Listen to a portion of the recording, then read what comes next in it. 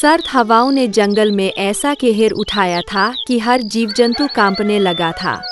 सुबह की धूप भी अब गर्मजोशी नहीं देती थी। पेड़ सूख रहे थे और पत्तियां सर्दी से सिकुड़ रही थीं। ऐसे में पक्षियों का हाल बेहाल था। मीनू, अरे ओ मीनू, क्या तुम घर पर हो? कौन है? आ रही हूँ, 5 मिनट रुकिए।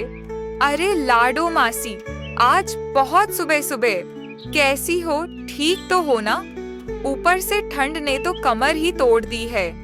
कल तो मेरे बेटे बिट्टू की चोंच भी जम गई थी। ऐसे में हमें एक दूसरे का ध्यान रखना होगा। सही कहा मीनू। अब तो ऐसा लग रहा है जैसे ठंड रजाई में घुसकर भी पीछा नहीं छोड़ती। और ये बुलबुल कहाँ गायब है? 2 दिन से दिखाई ही नहीं दी। कहीं कुछ हो तो नहीं गया? बुलबुल तो रोज सबको गुड मॉर्निंग बोलने आती थी। अरे हाँ, मुझे लगता है मैं कुछ भूल रही हूँ। बिट्टू ने कहा था कि बुलबुल बीमार है। बहुत तेज बुखार है उसे। शायद इसी वजह से घर के बाहर नहीं निकल रही। हे भगवान, तो वो अकेली घर में बीमार पड़ी है और हमें पता ही नहीं चला। चलो चलो सब चलो बुलबुल से मिलने। सभी पक्षी बुलबुल के घर की ओर उड़ चले। वहां पहुंचते ही सबकी आंखें भर आईं।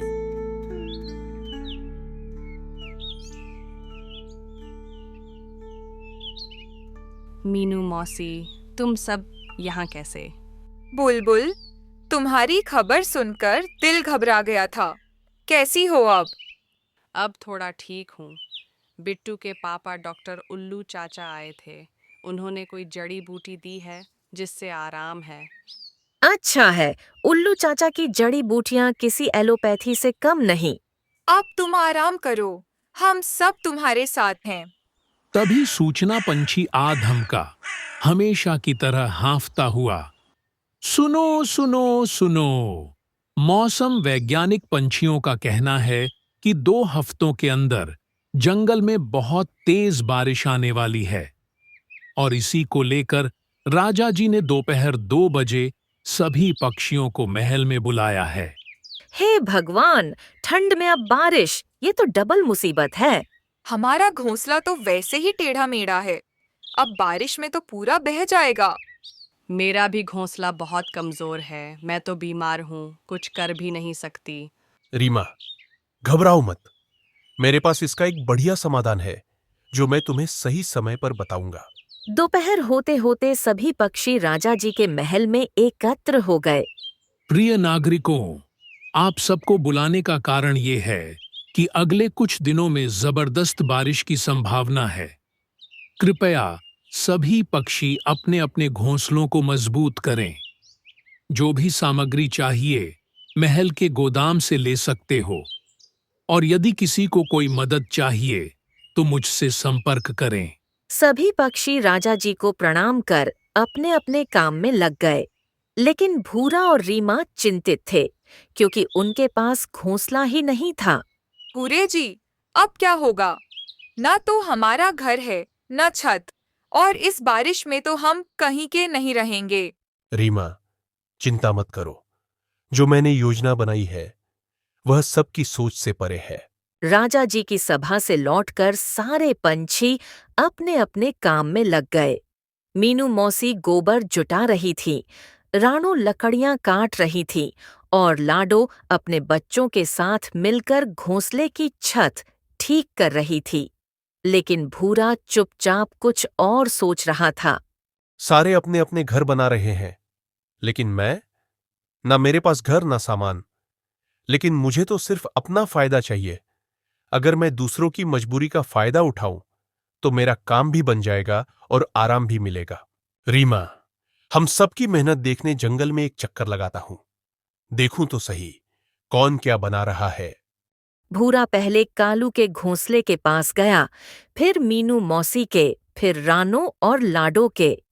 सब मेहनत में लगे थे, लेकिन उसके मन में कोई और ही योजना चल रही थी। पूरे जी, आप इतने लेट क्यों आए? सब आपके बारे में पूछ रहे थे। अरे रीमा, मैं कोई इधर उधर घूमने नहीं गया था। मैं तो हमारी सुरक्षा के लिए एक खास योजना बना रहा था। ऐसी क्या योजना?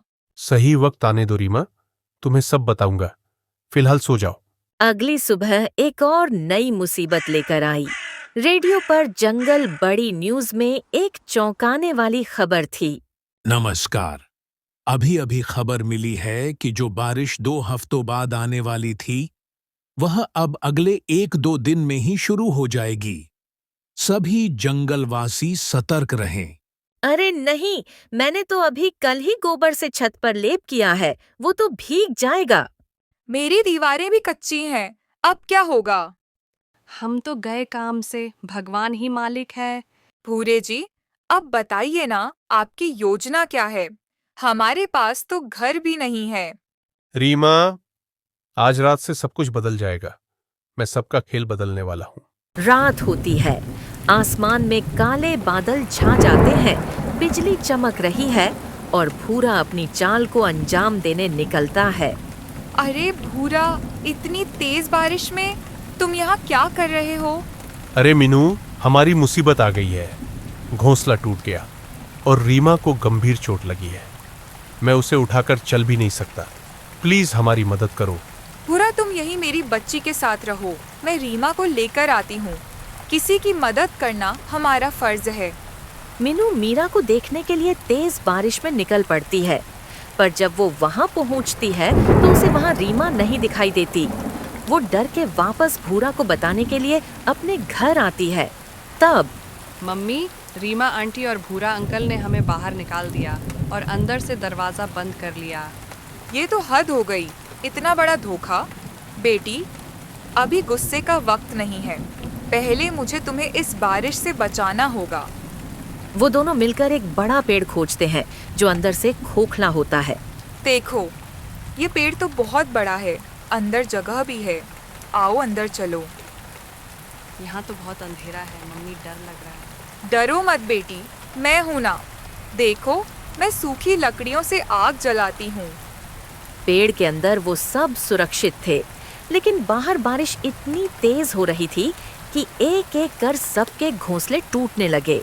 सबसे पहले लाडो का घोंसला बह गया, फिर मीनू मौसी, रानो, कालू सभी बेघर हो गए। सुबह की हलचल, जंगल के सारे पंछी एक पेड़ की टहनी पर जमा थे। साथियों, अब हमारे पास रहने की जगह है। चलिए हमारे साथ। पेड़ का खोखला तना हमारे लिए सबसे सुरक्षित जगह है। मीनू, मुझे माफ कर दो। मैंने चाल चली थी, लेकिन मैं भी अब डरा हुआ हूँ। क्या हमें भी वहां रहने दोगी?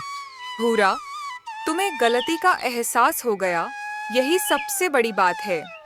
चलो, अब सब मिलकर एक साथ रहेंगे। और इस तरह जंगल के सारे पंछी एक पेड़ के खोखले तने में साथ मिलकर रहते हैं, ठंड, बारिश और चालाकियों को पीछे छोड़कर, एकता और विश्वास के साथ।